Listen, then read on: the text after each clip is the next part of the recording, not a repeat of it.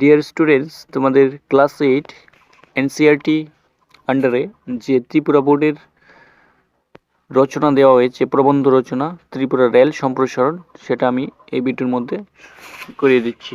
দেখো, তোমাদের ত্রিপুরা রেল সম্প্রসারণ এনসিইআরটি ক্লাস 8 প্রবন্ধ রচনা কিভাবে লিখবে দেখো, আমি সুন্দরভাবে আলোচনা করছি। প্রথম লিখবে ভূমিকা। ভূমিকার মধ্যে কি লিখবে?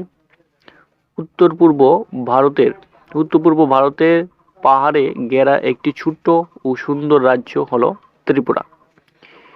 অরণ্য সংকুল এই পাহাড়ি রাজ্যটি যোগাযোগ ব্যবস্থার অনগ্রসরতার কারণে নানা দিক থেকে পিছিয়ে রয়েছে, কিন্তু বর্তমানে ত্রিপুরার এই যোগাযোগ ব্যবস্থা রেলপথের হাত ধরে অনেক উন্নত হয়েছে। এবার 2 নম্বর পয়েন্টে লিখবে স্বাধীনতার আগে রেলপথ। 1853 সালে ভারতবর্ষের রেল যোগাযোগ চালু হয়।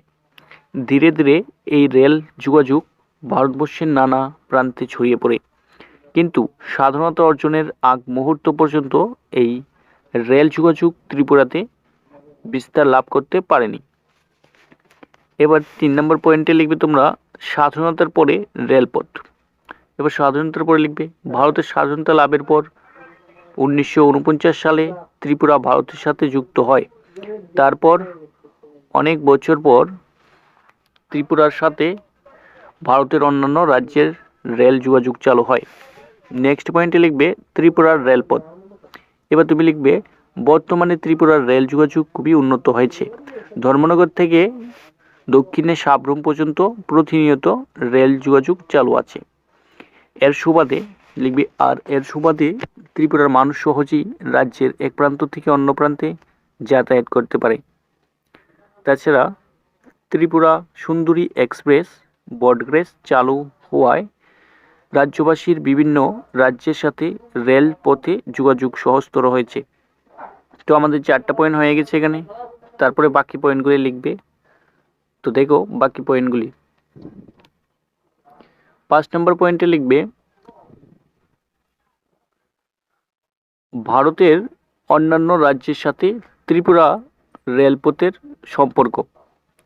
লিখবে ভারতের বিভিন্ন রাজ্যের সাথে ত্রিপুরা রাজ্যের সম্পর্ক সুদৃঢ় হওয়ার পেছনে মূল কারণ হলো এই রাজ্য রেল যোগাযোগ ব্যবস্থার সম্প্রসারণ।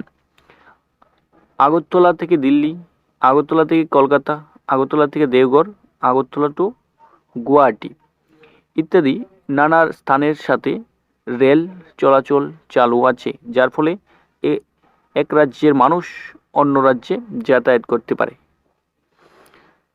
নেক্সট পয়েন্টে লিখবে রেল যোগাযোগ ব্যবস্থার সমস্যা।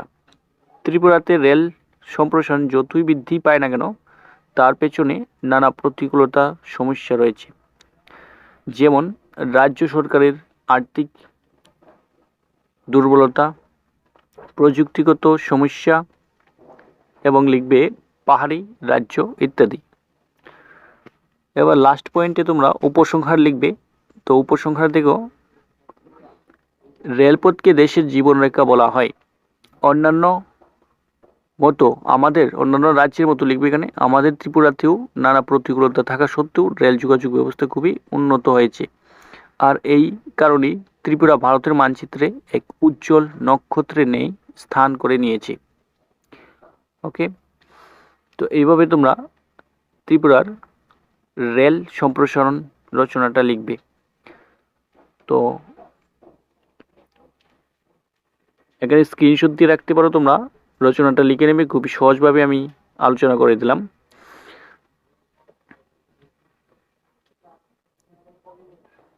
যদি এটার পিডিএফ পেতে চাও, রচনাটার পিডিএফ পাওয়ার জন্য তোমরা আমার একটা টেলিগ্রাম চ্যানেল আছে, সেই চ্যানেলে জয়েন হয়ে যাবে। এখানে নাম দেখতে পাচ্ছ, এই নামে সার্চ করবে টেলিগ্রাম চ্যানেলে পিডিএফ পাওয়ার জন্য ফ্রিতে। Okay, thanks for watching this video.